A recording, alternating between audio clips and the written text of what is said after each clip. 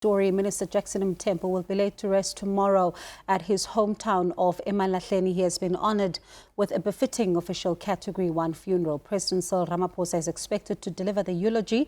Deputy Minister in the Presidency, Mthembu, joins us today in her capacity as chairperson of the Andrew and June Mlangeni Foundation, and former Minister in the Presidency, Jeff Khatebe, is also joining us in this particular conversation. Good evening to you both, and thank you so much for your time.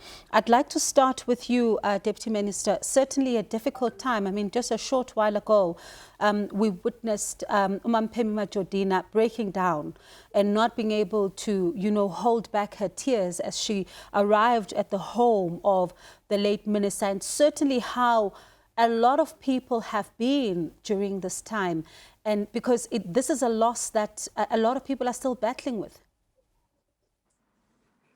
Thank you very much for having me. I think when you refer to Pemi as having broken down, we all needed to do that.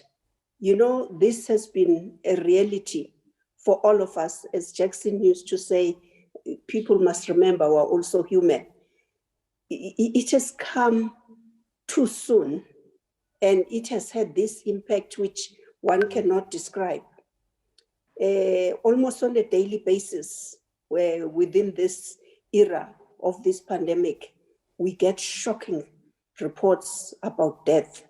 But I think this one has come too close to home, and it's very difficult to emotionally react to it. You live with this denial. You wish you'll hear as a different story. You try to say, let me focus on what legacy is he leaving behind. But the pain is just too deep. That's why we keep on saying, usropile. When a person disappears at the time when we're all wishing him well, expecting him to come back and joke with us and relate experiences of being in a ward with health specialists only, no family member, but it didn't happen. All what we got was that he is no more. And Bongane, if I can bring you into this conversation, certainly, as we said earlier, it's been really difficult in the past few days, especially when we're speaking to different, not only members of the ANC, we've been speaking to various politicians from even different political parties who are talking about this dedicated stalwart who really dedicated his life to, the people of South Africa. And certainly his was not only a fight that was just, politically, but at the same time, he was quite instrumental in policy. I mean, you look at the fact that he would at some point, even during his speeches, when you read back, champion the rights of women to try and ensure that they do, get a better place in South Africa. Yes, indeed, Bongiwe. Our comrade who has departed, Comrade Jackson Mthembu, was one of those most dedicated cadres of the organization who spent the entirety of his adult life in the fight against injustice, for freedom and justice for all. But also he played a very pivotal role in ensuring that the voice of the people's movement, the ANC, was being heard, especially now during the era of our constitutional democracy. So it is indeed a great loss, not only to his family, the ANC, and the government, but to the people of the Republic of South Africa. And Deputy Minister, part of what people don't know is the relationship between Umam and Minister Mthembu, and how, his Ubab Andrew's children referred to the late minister as their brother. I think it's those special tributes that he had. As a young activist, he made certain commitments. And when coming out of a school system, he threw his weight behind the UDF activities. And during that time, he then mobilized the churches and assisted the South African Council of Churches. And that's where they bonded. He stood out for her. for May June as a committed young activist who can be trusted with big things. And so I think he spent more than a year at Ntate Mlangeni's house after hours discussing strategic issues with May June and other people. And so it talks to the caliber of a person you are talking to. Even during his youthful years, he could be trusted by the stalwarts for bigger things that he had to take a mandate and go back and implement. So we are grateful for that. Of course, we are human. At the moment, the scar is raw and it's still too painful. But when we look at his commitment till the end, I mean, as the June and Andrew Mlangeni Foundation, we're having a conversation. You know, he was amongst the first to raise his voice against corruption. And at the time, when really we were not all as the ANC family together in understanding that our system had gone so bad. But today, when we look back what he said, how he supported our stalwart, Ntate Mlangeni, we salute him. We honor him for having that caliber, being able to move in and out of the collective and actually leading us to see the reality of what was going on in our administration. And of course, I suppose he had that special attribute of laughter. He would laugh, you won't lose even those who didn't agree with him completely, but he will take a stand and make sure that you follow and understand where he's coming from. So most of us, as we reflect, we appreciate that. I mean, even in the position he was in today, it wasn't difficult. You didn't have to make an appointment. You will say, we need to strategize. If you're facing this, this is how you should approach it. And of course, he valued the principles of democracy, the culture of human rights, and believed that we must treat the society at large with respect and dignity. Dignity is what we fought for. And so hence, you know, when I was listening to all of you in the media talking, it was just like, that's him at his best to say, whether you like what they are saying or not, we have to engage them. They are part of us. We are building this society we envisaged in 1994 together.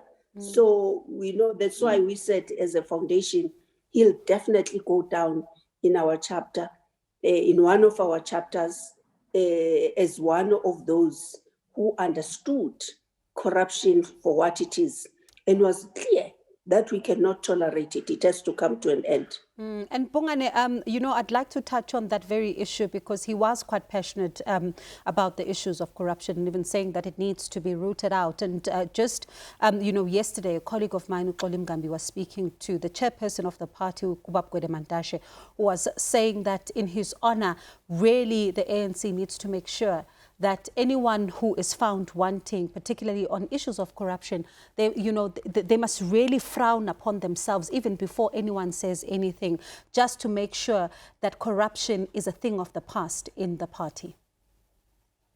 Yes, indeed.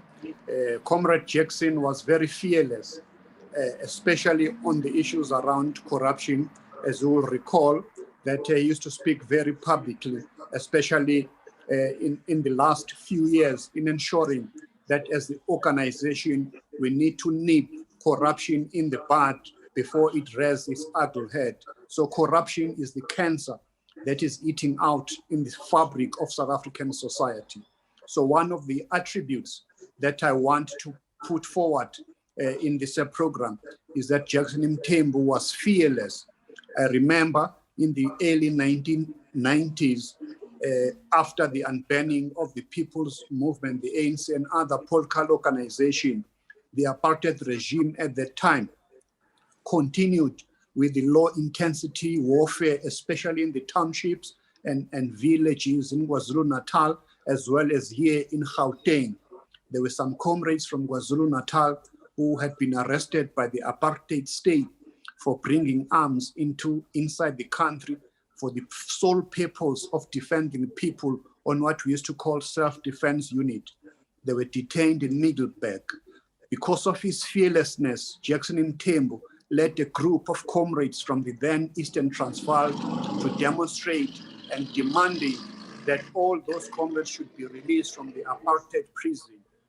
When some of us went there to Middelburg, he was in jail at that time. His fearlessness was very reflective of what we saw now during the constitutional era of Jackson Mthembu. And I'd like to thank you both for your time tonight. But just before I let you go, very briefly, today we've just, this afternoon received news that legend Jonas Gwangwa has passed on. In just 20 seconds each, if I can begin with you, Bongane, your reaction to that.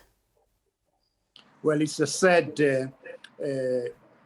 hearing of the passing on of Jonas Gwangwa, who spent more than 40 years spreading the word of the people of South Africa through music.